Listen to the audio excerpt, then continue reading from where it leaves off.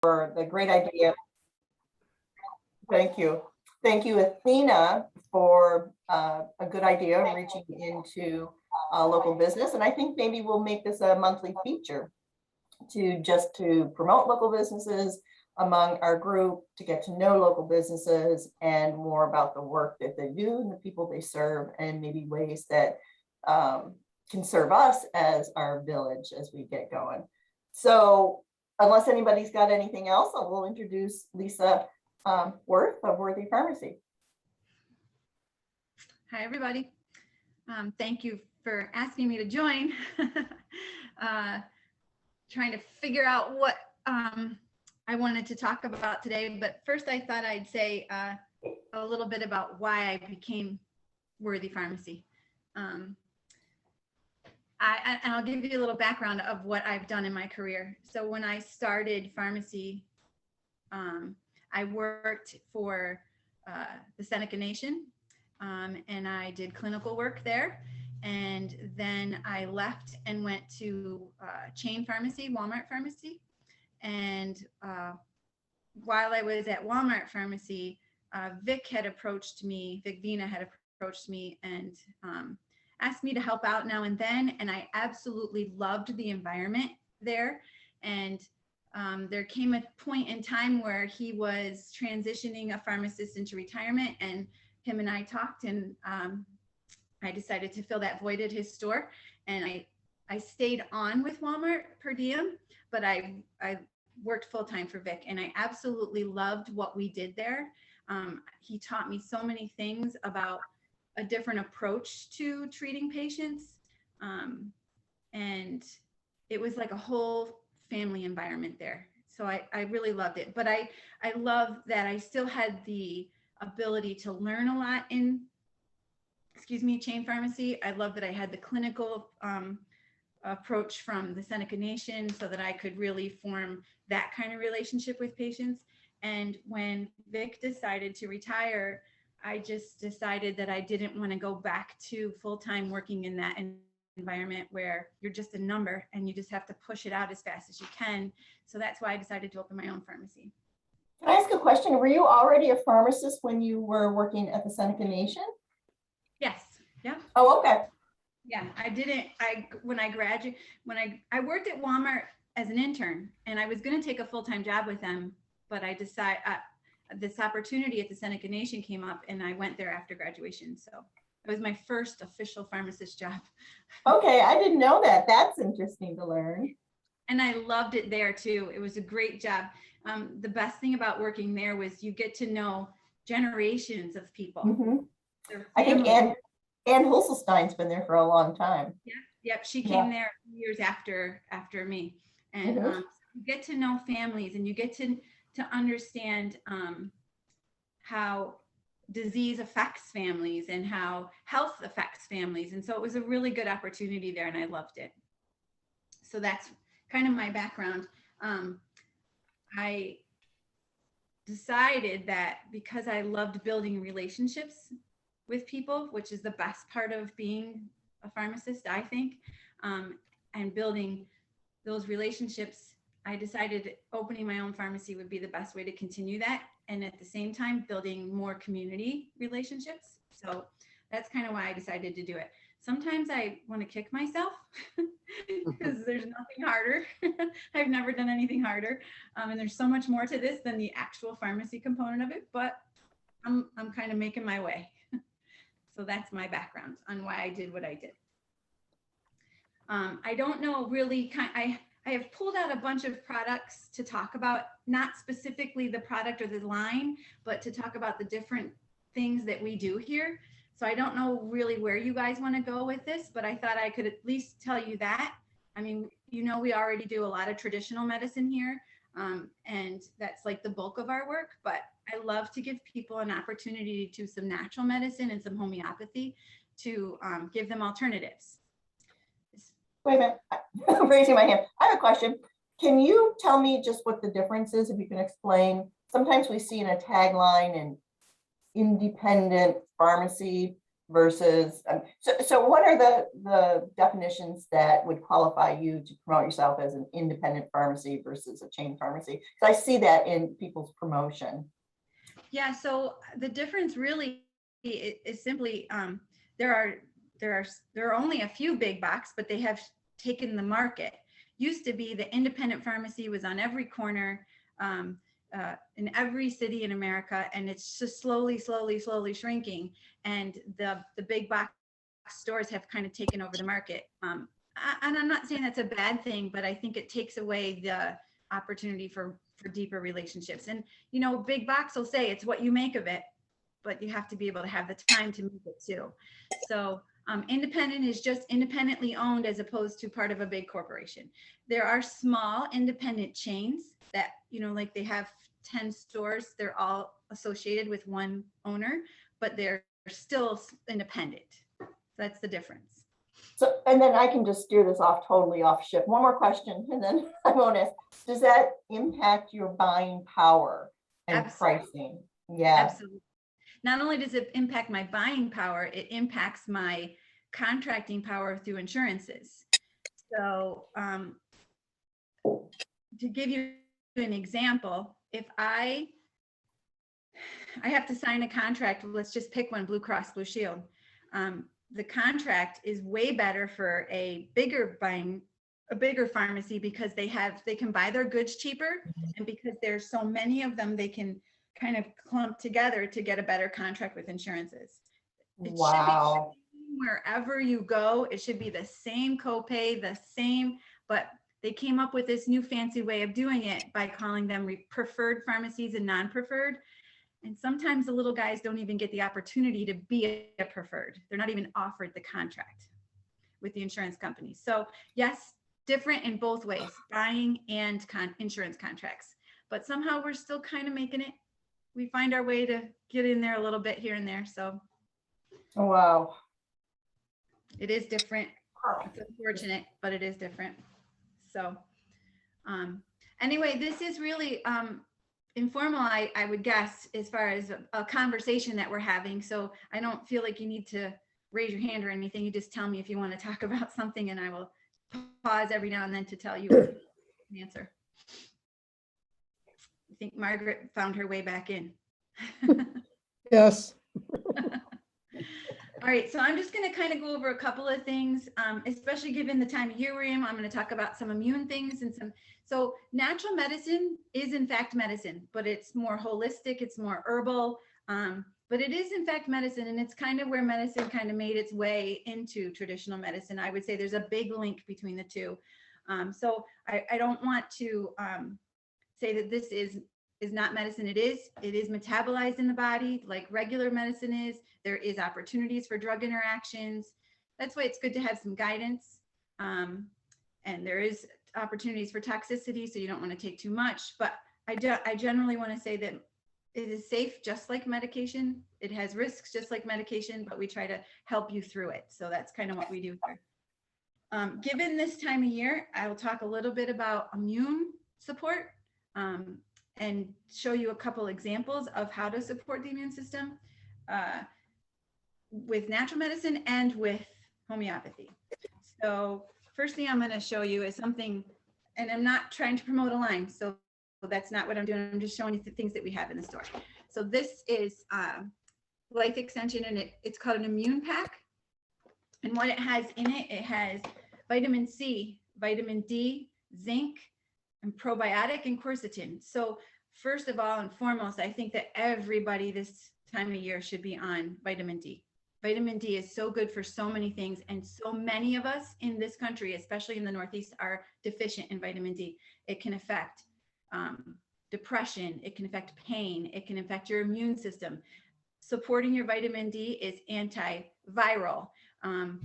So I want to make sure that I say that that's a natural supplement, and it is a really good supplement, and we happen to be really deficient. It's really hard to find it in our diet. That doesn't mean it's not in our diet, but it's harder to find in our diet. I think you can find it a little bit in fatty fish, egg yolks, whole milk, I think like red meat, liver, things like that. So you can find it in your diet, but not in the amounts that you need. So I really think it's important, especially given the viral environment that we're in, that we boost our immune systems with that. Everybody knows vitamin C is immune boosting. Zinc is definitely antiviral, but you need to be able to get it into the cell, and quercetin is part of that pack. And quercetin helps you to get the zinc into your cell to absorb and do the antiviral work inside the cell. So it's a really nice pack. It's like all of those things in one, and you just take one pack a day.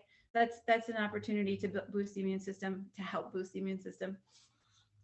Lisa, what's the recommended dose for super boosting on the D? Because I see from down to 500 units to 10,000 units. Yeah, so I'm going to tell you that generally the Medical Association recommends somewhere between 400 and 800 units, but that's not even near what we're seeing. So before COVID, I'm just going to say, I used to say, if you weren't deficient, do 2,000 a day. But if you were deficient, I would do 5,000 a day. Sometimes, even if you weren't deficient, I would say in the winter time, you should do more, because we just don't get outside enough, and you can get it from sunlight. So I'm going anywhere between 2,000 and 5,000 a day. And with deficiency, I would even consider higher doses for short periods of time, but maintenance dose about 5,000 a day. Vitamin C, everybody knows vitamin C is really helpful in boosting your immune system. So I'm going to say it's 1,000 to 2,000 a day right now. But now know that that's a water soluble, so you do pee out extra. So I don't want to misconstrue it, but they still go above that 250 that the Medical Association recommends. Okay, that's interesting. Yeah, I just, my brain's out. We can talk some other time. And I just found out too, based on what you and I chatted about with nickel, potential dietary nickel, it also chelates nickel. Is it chelates or chelates nickel, and helps nickel flush from the body? Yeah, vitamin C does. Yeah. So, any other questions? Yeah, with the vitamin D in the multivitamins, especially the enhanced for older women or older people, they seem to have quite a bit of the vitamin D in that. They just started reformulating them, in my opinion, and I can't tell you a date because I don't know, but I would say, given my experience with looking at labels all the time, I would say about 5-6 years ago, they reformulated. Like Centrum Silver used to have much less, and now Centrum Silver has 2,000 in it. So obviously everyone is starting to notice the importance of vitamin D and deficiency and how it affects the body. So I think that we're starting to see, even though they recommend between 400 and 800 units a day, that they're formulating them with more. The other question I have has to do with sleep aids. It is true that as we get older, I don't know if it's just women, but the sleep patterns tend to be a little bit more disturbed. Is melatonin considered a natural? Yes. Yep. I mean, and plus we make melatonin, but some people don't, Right. They're deficient in that melatonin production. So melatonin, and I don't like my experience. So this is just my experience. I'm sure there are different opinions and schools of thoughts out there, but my experience, lower doses of melatonin seem to help better than higher doses, but everyone is different. So usually what I start people on for sleep issue is 3 milligrams.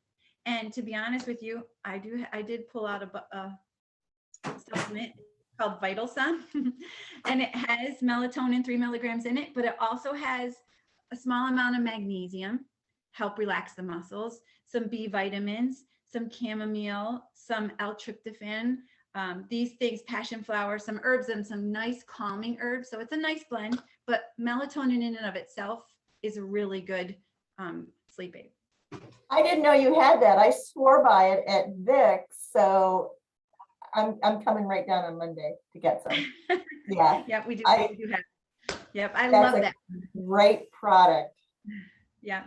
So anyway, along the lines of another thing about vitamin D, issues with sleep happen, fatigue, especially with low vitamin D. So another thing that can be improved is your energy levels and things like that. So, and things that affect your ability to absorb vitamin D or things that cause D deficiency are any GI issues, or age can do it.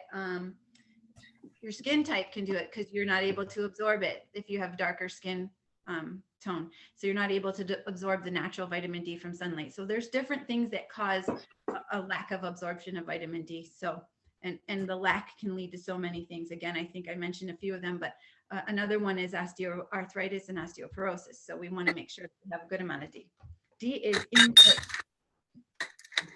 What else? I have some things that are homeopathic blends that help with, if you'll hold on just 1 second, I'm sorry.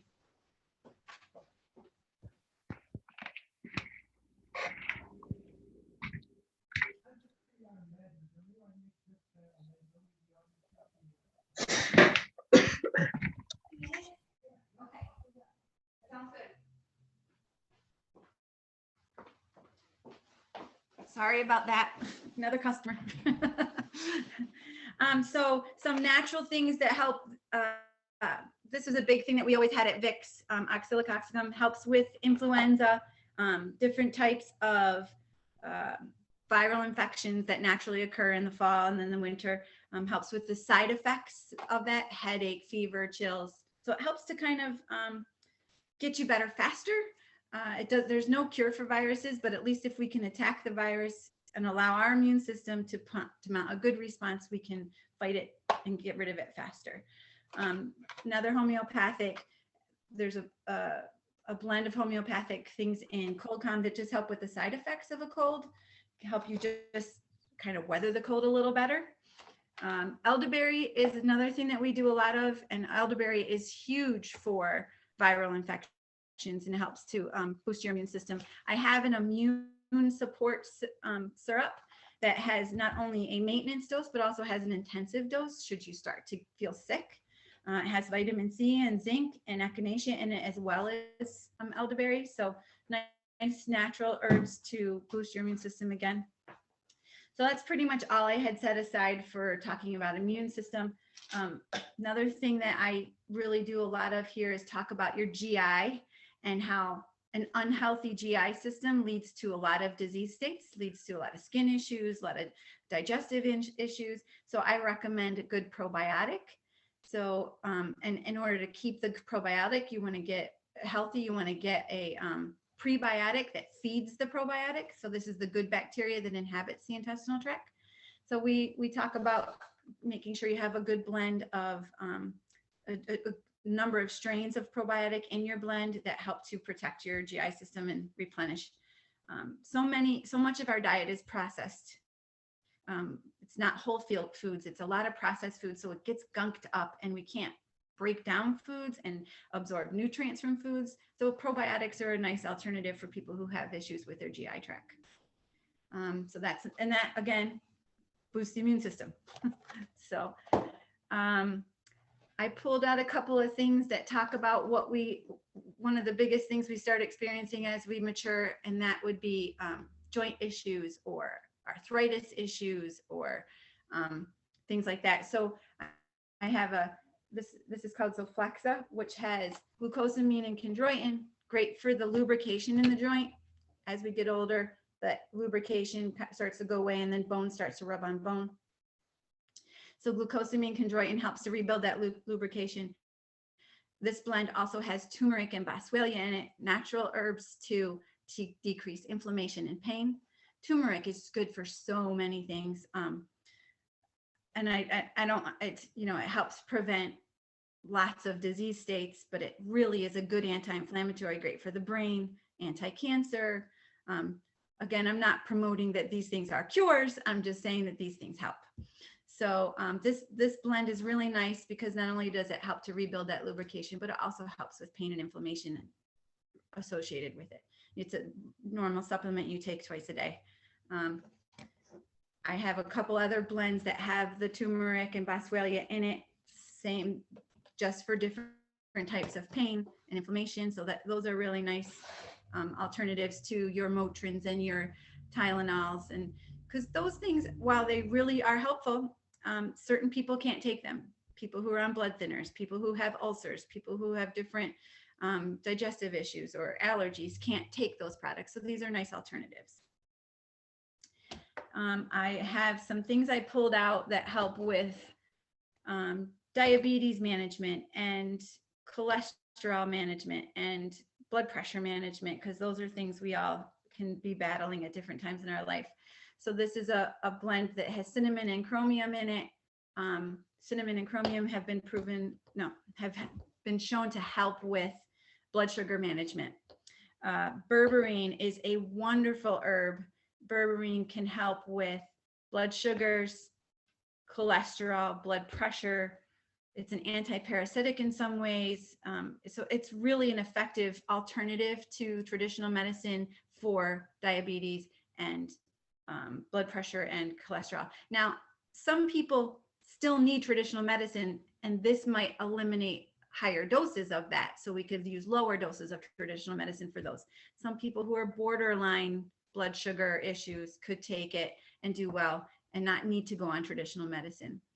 Obviously, all of this is paired with exercise and healthy eating and things like that. Any questions so far? What do you see as some of in the community that you've been working, some of the biggest problems with regard to drugs, prescriptions, so on? Side effects. So, like when you think about statins are such a good drug. I can't tell you, in the beginning, it was so scary when the drugs came on the market, but they're so cardioprotective and they bring your cholesterol down. So they're effective, but some people can't take them because they get joint pain and muscle aches. And so side effects would be the biggest thing I would say that limits the use of a lot of medicine, traditional and natural.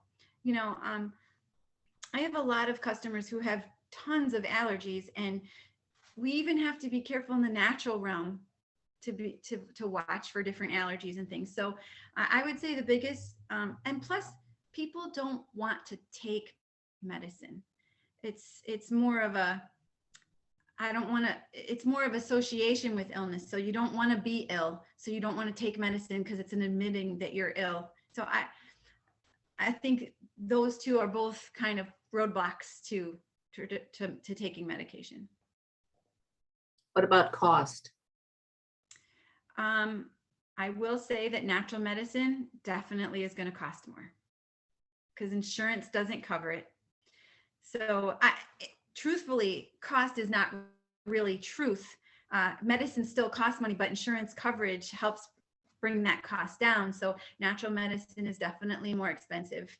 That's why more people are putting money in their HSAs, and they're having that tax deferred money set aside from their paycheck to help pay for those kind of things, so that it's not coming out of your daily money. It's money you set aside, but it is definitely more expensive to do natural medicine. Is there any political work that helps to push for coverage of natural medicine? To my knowledge, no. Not to my knowledge. Do you have any recommendations on how to talk to your doctor and traditional healthcare provider about considering adding some of these into your treatment protocols? Because most of the docs around here just shut the conversation down. They're ready to prescribe first, but when asking, I'll disclose pre-diabetes about cinnamon and its effectiveness, well, I don't know anything about that. And, even though we know when we go to the quote, the Dr. Google, you have to be pretty discriminating on what resources and sources you're drawing information from. But if you typically go to sites, like the Mayo Clinic or peer-reviewed medical articles, if they're available online, there's a lot of substantiation with writing allopathic and naturopathic approaches, but so many in this area, especially our rural area, won't even consider. How do you have that conversation? In their defense, in pharmacy school, we were always geared away, and I'll tell you the reason why we were geared away from using natural medicine, because the FDA didn't regulate it. That doesn't mean that it's bad. It just means that they were afraid. And so because the FDA didn't regulate it, you have all sorts of companies producing natural lines that may not necessarily have the amount of the natural ingredient in it that they, so I think that's why doctors are afraid. I feel like over the last 10 years, doctors in this area are more open to alternatives, where they used to shut the conversation down. Not that they were disagreeing, they just didn't know about it. But because there's so much more explosion with internet and the ability to see more research, I feel like they've gotten more open to it. People will actually come to me now and say, the doctor told me if I'm going to come anywhere, I should come to you. And I think part of the reason is because they've seen some research that backs up what we're doing. But on top of that, they know we aren't carrying just any company. We deal with, so one of the big companies I deal with is called Emerson Ecologics, and they vet their lines before they allow them to be with their distribution. So they make sure that those lines are in line with production should the FDA step in. So that's another thing. You can go to Walmart and you can get fish oil, or you can come here and get fish oil, but I tell you what you pick up at Walmart is garbage. And I know this firsthand because there was a period of time, I think the line was called Spring Valley, but I'm not 100% sure. Their line, there was a period of time where they had to pull everything off the shelf because they were assayed and there was no active ingredient in there. Now, so you're buying cheap, but you don't know what you're always getting. That doesn't mean expensive means good and cheap means bad. It just means you got to make sure that you're a reputable company. So. Lisa, what was the herb you referred to that you said was helpful for blood pressure and cholesterol? I missed that reference. One of them is berberine. Berberine. How do you spell that? B-E-R-B-E-R-I-N-E. Now, blood pressure specifically, so this berberine balance that I was talking about, it also has alpha lipoic acid and grapeseed extract, both good for cholesterol and blood pressure. Hawthorn berry is another one that's good for blood pressure specifically. Garlic is good for blood pressure. There's a lot of different herbs. Yeah. Thanks. Yeah. Speaking of cholesterol, alternative to statins is red yeast rice. And red yeast rice is almost a natural statin. It's like lovastatin, but it's very low dose and it is a nice alternative. This one is paired with CoQ10. CoQ10 helps with that achiness that you can experience. Plus CoQ10 is a really good cardioprotective natural product. So that's for people who can't take your traditional medicine. We were talking about side effects and allergies. These are nice alternatives. And I've had people come to me and say, I don't want to take the statin. I want to try yours. I say, well, let's try this. And I put them on a regimen. And then I say, and tell your doctor to repeat your blood work in 3 months and let's see how you do.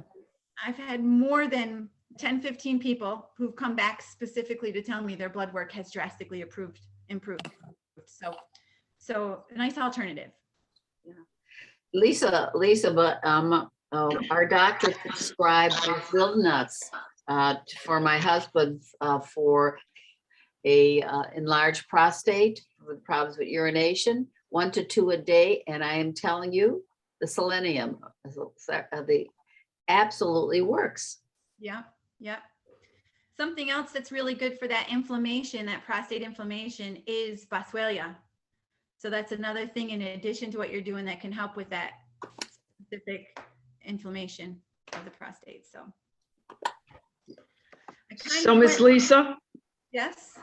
this is Mary, got a question. When you're talking about all these things, is it like forever? Is it just like if you had cholesterol issues, it's for life, blood pressure medicine if you were on a script? Because most things don't really get better. Doesn't this just keep it at bay? Yes, but again, I think the biggest focus needs to be on wellness and health, eating different. It's not just putting an herb in your body. It would be about changing your diet, about increasing your exercise, about doing other things. Some people can simply start walking every day, 30 minutes a day, and change their diet, and no herb or medicine needs to be taken at all. These things can help bring your numbers down or bring your improve your health overall in addition to that. But some people just doing that is all they need. So that's, you know, like I would like to see there be a change in focus. Instead of medicating every situation, let's look at some wellness changes that we can do to your body. Right.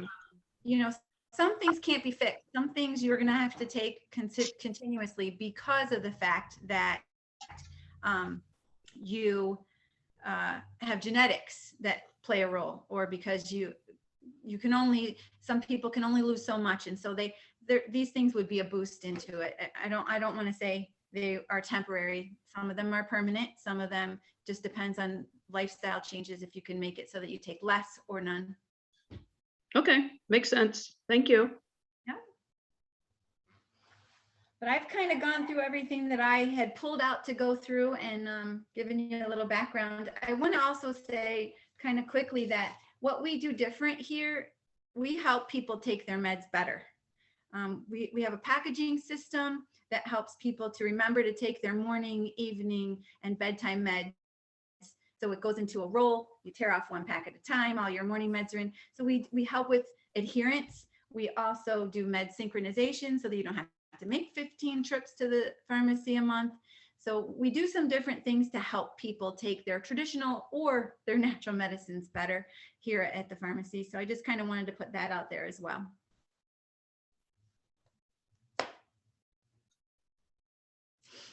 How can we help you? I mean, I guess Spread you the could word. talk about your experiences here. You know what I mean? You know, a lot of you are already friends of mine from before, so you know the kind of pharmacist and the kind of work I do. So, you know, just spread the word. Are you offering delivery as a regular basis, or is it for special circumstances? So how we do delivery, we're really trying, you know, and I think this is going to depend on how the economy goes, how often or how continuous it is. But what we try to do is we limit our delivery to anyone who goes into the med synchronization program, so that we're only making one trip out a month. People who are homebound, obviously, people who in emergency situations that can't get to us, and we'll only go so far, obviously, too. So, but we do offer delivery. We do.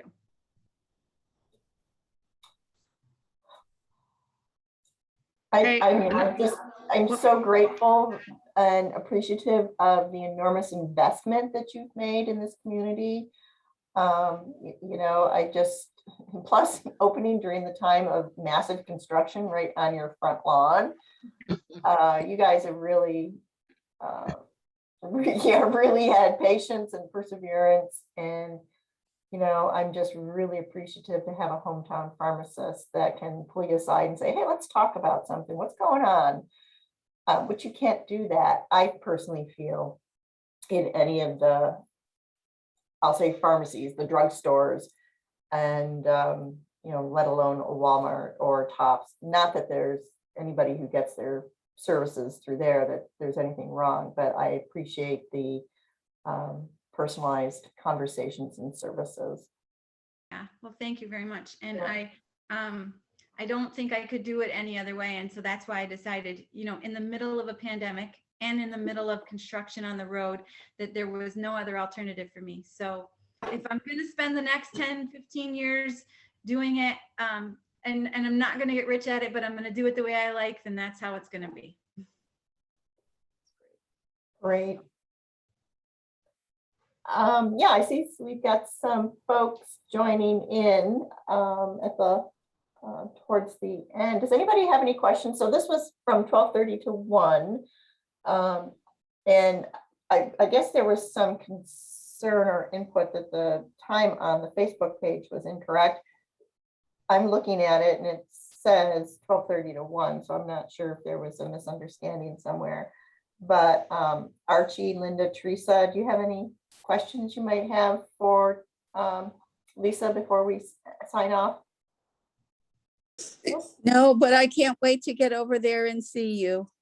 Thank you so much. I can't wait to see you either. We all can't wait to see Linda. I know. Lisa, are there alternatives to thyroid medicines?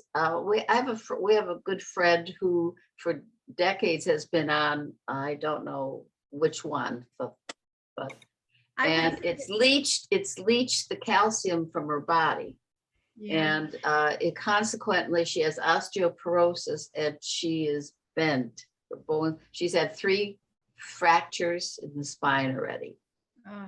Well, I can tell you that number one, we would treat all of the conditions that disease caused. So we could treat some of the things that happened to her there is no specific, I'm going to replace your thyroid medicine with a natural alternative, but there are certainly adrenal formulas and things that we can do to promote a good, healthy thyroid. And we can treat the osteoporosis with natural medicine and traditional medicine. We can treat the lack of calcium. There are things we can do to help her improve her quality of life. I don't know of an alternative. That doesn't mean there's many things I don't know. I'm not going to profess to be the best expert in the world, but I can tell you that there are things that we could give her to help improve the health of her thyroid, but to replace the thyroid medicine, I wouldn't make that recommendation. Hey, Lise, Yes. can I go back to the comparison with the cost as far as, you know, the Walmart, the Rite Aid, et cetera? Mm-hmm. Because the broker that I use for finding my Medicare Mm-hmm. compared random drug cost. And I'd like to tell you, you were ranked either first or close to Rite Aid as better pricing. So does that mean we're getting better pricing because of the insurance we have, but you're still paying more because you don't have the volume? You mean for natural medicine? No, Or scripts, traditional? scripts, sorry. I will tell you, my side of things is totally different than your side of things. Mhm. So you may pay the same or a little better here. That doesn't necessarily mean that I've purchased it cheaper or that I've gotten reimbursed better. It just means that it's better for you to come to me. And again, I already told you guys, I'm not going to get rich doing this. I'm just going to be happy. So that's a discussion of another day. And Right. I've had a So, few questions about how we can fix that in the world, but sometimes it's getting to the root cause is a little more difficult than we'd like to admit. right, but at the same time, I mean, I guess we don't know that, but it does give you the volume. And then of course, it's kind of like a marketing thing. You come in and then next thing you know, you walk out with the vitamin D and I'm getting a cold and I walk out with a supplement. So, Yeah. I mean, it's not like you're going to turn us down because Oh, it's yeah, not you're a right. good fit You're for right. you in the background that we don't know about. Correct. And I'm sorry about that. I wish you were getting rich on it. I'm rich in spirit. That's what matters most to me. Good Yeah, for you. well, that's good. I'm And if I rich in can pay the name, bills, so, that's all that matters. okay. Yeah. Any other questions for me? No, thank you. Okay. Thank you, thank you, thank you. And No, again, we'll if you send think- people your way. I Right. appreciate Yeah. it. Yeah, We appreciate you, Lisa. Thank you so much, guys. Thank Great you, to meet you, Lisa. Lisa. Thank you. Take care. Have a good day, everybody. Thank you. And happy Thanksgiving. Same to Thank you. you. All right, bye-bye.